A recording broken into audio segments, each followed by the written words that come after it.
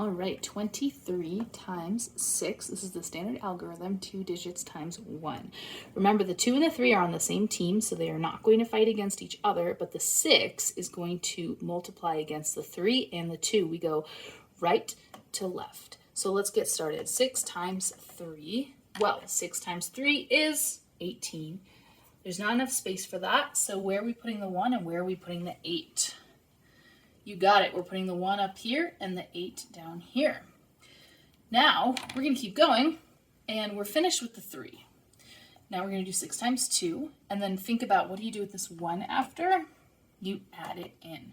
So 6 times 2 plus 1, and then you'll just put that down here because there's nothing left over here. There's nowhere else to carry, so you can put the full double digits down here.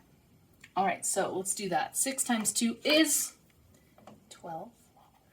Plus 1 is 13, so you would put 13 down here. So again, just to recap what we did there, we did 6 times 3, which is 18, and we carried the 1.